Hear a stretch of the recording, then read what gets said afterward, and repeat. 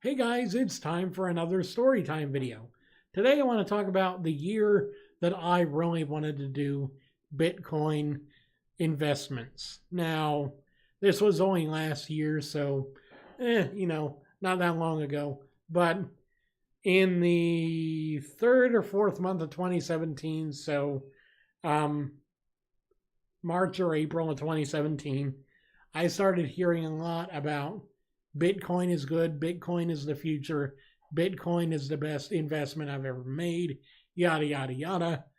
And then an app called Coinbase came up on a video that I looked up telling you how to start investing in Bitcoin. And I'm like, So I downloaded the app, I signed up. You had to use your ID and you had to link a credit card of some kind and everything. I ended up getting that taken care of, and now this is late April of 2017. I ended up putting about 25 into Bitcoin. Well, actually, no, into Litecoin at that time because it was the cheapest per coin at the time, and so I thought it had a lot of potential. Well, over the next 6 months, I ended up finding out that Litecoin was not going anywhere and was going to be giving me very, very few returns. I then decided, okay, there was a new player on the field called Bitcoin Cash, and I decided, you know what, let's try this. And so I put about 15, 20 bucks into Bitcoin Cash and said, all right, let's go with this. And Bitcoin Cash almost immediately crashed because at that point there were issues with the new currency and everything else, and they were trying to work it out, and there were people that were gaming the system and inflating prices for the sake of whatever, and so there was that whole business. And shortly after that, I ended up getting out of the business and selling off my remaining cryptocurrencies and refunding them for actual cash money that I put into my PayPal account. Long story short, I ended up learning a few things about this whole cryptocurrency investment thing. So I want to share a couple of lessons that I learned with you guys. Number one, don't get caught up in all the hype around these things. If you're going to go into something as big as investing for your future, do it with an open mind, but also with a shrewd amount of intelligence that allows you to gain a bit of edge compared to the rest. And keep your options open.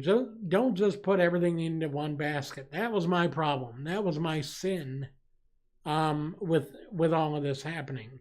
I only put money into one coin, and that was Litecoin, and it really bit me in the ass.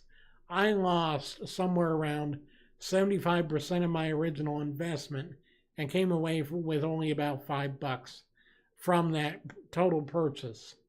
Whereas with Bitcoin Cash that I later invested in, I ended up only losing about 10% of that and gaining the rest back in the form of refunds. But number two, always diversify. Always diversify. If you're going into something, don't just go into something blindly, and don't just go into one avenue of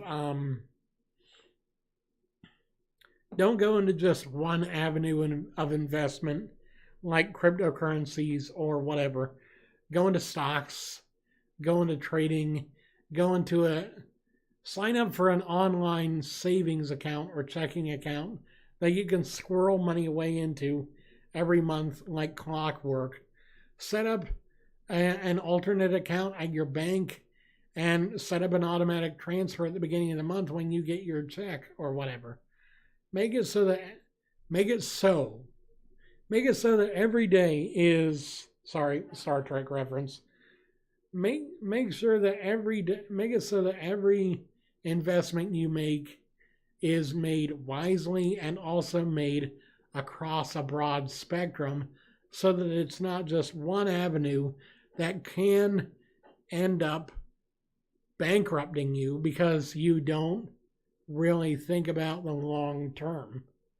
Number 3, don't get caught up in the short term changes of something like Bitcoin or stocks. With Bitcoin and with cryptocurrencies in general, the market is so volatile.